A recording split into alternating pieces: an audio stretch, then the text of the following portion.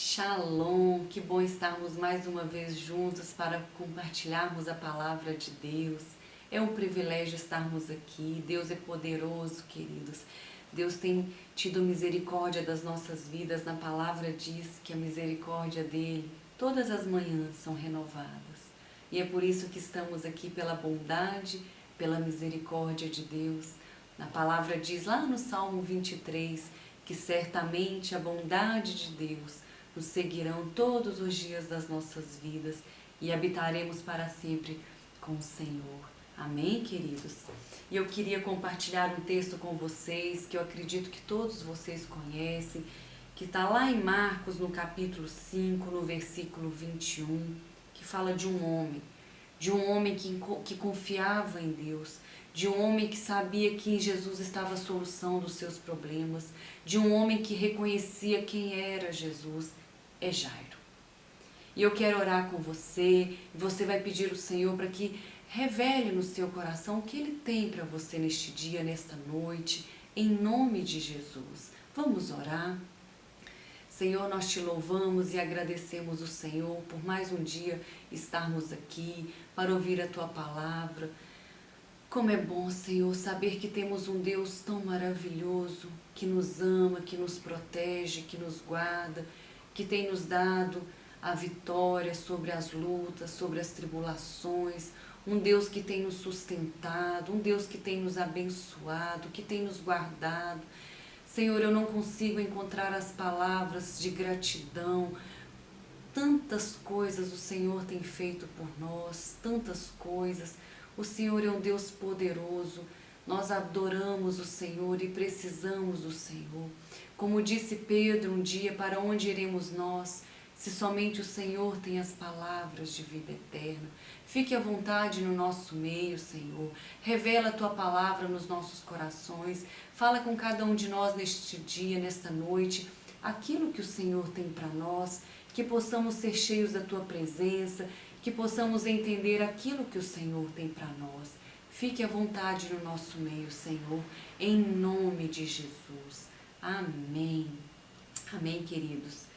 E aqui em Marcos, no capítulo 5, versículo 21, começa dizendo assim: Tendo Jesus voltado no barco para o outro lado, afluiu para ele grande multidão, e ele estava junto do mar.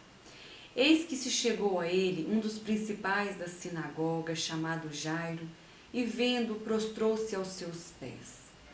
E insistentemente lhe suplicou: A minha filhinha está à morte. Vem, impõe a mão sobre ela, para que ela seja salva e viverá. E Jesus foi com ela. A gente vê que Jairo, ele confiou em Jesus desde o início. Desde o início. Ele foi na pessoa certa. Quando ele viu Jesus, ele se prostrou. Isso mostra claramente que Jairo reconhecia quem era Jesus. Ele sabia que ali estava a solução do seu problema. Ele sabia que ali era Jesus, o Deus Todo-Poderoso, que tinha o poder sobre todas as coisas. Ele sabia quem era Jesus. E aqui fala que quando Jairo falou com Jesus para ir com ele, para colocar a mão sobre a filha dele, aqui fala no versículo 24, Jesus foi com ele. Eu quero te dizer, queridos, que Jesus, Ele quer ir com você. Ele quer estar com você. É importante que você chame, que você clame pela ajuda, pela misericórdia dEle. Aqui fala que Jairo foi até Jesus e Jesus foi com ele. Porém, no meio do caminho, continua dizendo, grande multidão o seguia, comprimindo-o. Aconteceu que certa mulher, que havia 12 anos, vinha sofrendo de uma hemorragia, e muito padecera à mão de vários médicos, tendo desperdido tudo quanto possuía, sem nada, contudo, nada aproveitar, antes, pelo contrário, indo a pior. Tendo ouvido a fama de Jesus, vindo por trás dele, por entre a multidão, tocou-lhe a veste, porque dizia, se eu apenas lhe tocar a veste, ficarei curada. E logo se lhe estancou a hemorragia, e sentiu do seu corpo estar curada do seu flagelo. Jesus, reconhecendo imediatamente que dele saíra poder, virando-se no meio da multidão, perguntou: quem me tocou nas vestes? E respondeu aos seus discípulos: vês que a multidão te aperta e dizes: quem me tocou? Ele, porém, olhava ao redor para ver quem tinha feito aquilo. Então a mulher, atemorizada e tremendo, cônscia do que nela se operara, vindo, prostrou-se diante dele e declarou toda a verdade. E ele lhe disse: filha, a tua fé te salvou, vai-te em paz e fique livre do teu mal. É interessante aqui que quando a gente para observar os acontecimentos, a gente vê que Jesus estava indo com Jairo. Porém, no meio do caminho, Jesus teve que fazer uma parada. Eu acredito que Jairo, naquele momento, eu me colocando no lugar de Jairo, eu acredito que Jairo deve ter pensado assim: eu não acredito. Logo agora que Jesus estava indo comigo, a minha filhinha quase morta, aparece essa mulher logo agora. Não é possível. Jesus podia pelo menos ir comigo, ir lá, impor a mão na minha filha e depois ele volta e faz esse milagre na vida dessa mulher. Amados, nós não entendemos os planos de Deus, mas sabemos que os planos dele são melhores do que os nossos. Sabemos que a vontade de Deus ela é boa, perfeita e agradável. Aqui mostra que aquela mulher também estava sofrendo, que aquela mulher reconheceu quem era Jesus, que aquela mulher chegou diante de Jesus com toda a sua fé. Ela apenas tocou na orla do seu manto e ela ficou curada. Jesus sentiu naquele momento que algo poderoso tinha saído dele. Jesus sabia que ali ele tinha operado já um milagre. E nisso tudo Jairo estava vendo. Jairo estava ali perto. Jairo estava vendo tudo que estava acontecendo. E aqui diz que aquela mulher, quando Jesus perguntou o que estava acontecendo, aquela mulher chegou até Jesus e prostrou-se. Ela também reconheceu quem era Jesus. Amados, é importante a gente reconhecer quem é Jesus. Porque muitos acham que Jesus é aquele que sofreu na cruz e acabou, não tem mais nada. Que não existe mais, que morreu, acabou. Mas eu quero te dizer que Jesus ressuscitou. Ele está aí com você, Ele está aqui comigo, Ele está nos ajudando e nos fortalecendo, nos dando ânimo novo.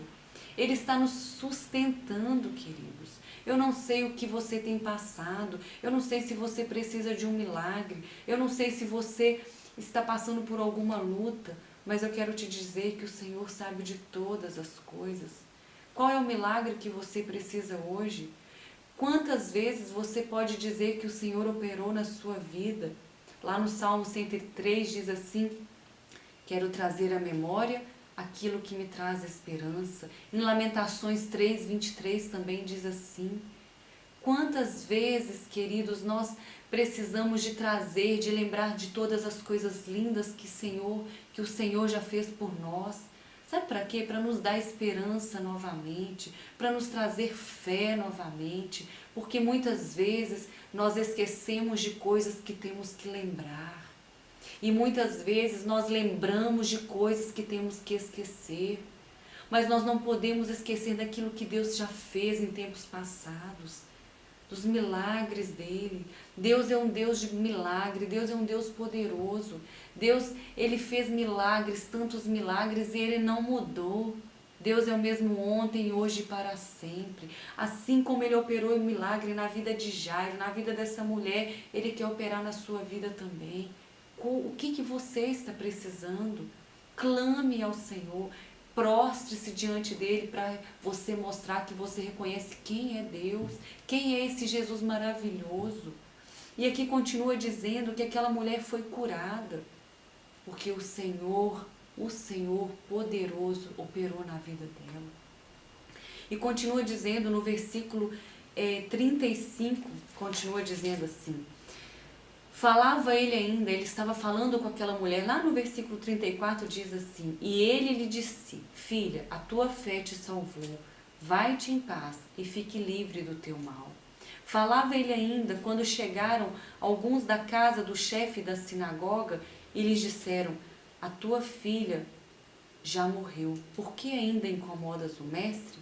Mas Jesus, sem acudir a tais palavras, disse ao chefe da sinagoga: não temas, crê somente. Aqui, Jairo tinha visto um milagre acontecer. Jairo estava esperando também um milagre acontecer na vida dele, na vida da filha dele, na casa dele. Quando Jairo acabou de ver aquele milagre acontecendo, aquelas pessoas da casa de Jairo chegou e falou: por que ainda incomodas o mestre? A sua filha morreu. Vou embora. Acabou. Por que ainda incomoda? Mas Jesus disse: não temas, crê somente. Amados, eu quero te dizer neste momento que você precisa de crer. Apenas crer no que o Senhor pode fazer na sua vida. Creia somente, não duvide. O que é a fé? Em Hebreus diz que a fé é a certeza. Quando você tem certeza de algo, não tem dúvida. Eu tenho certeza de algo, não tem dúvida.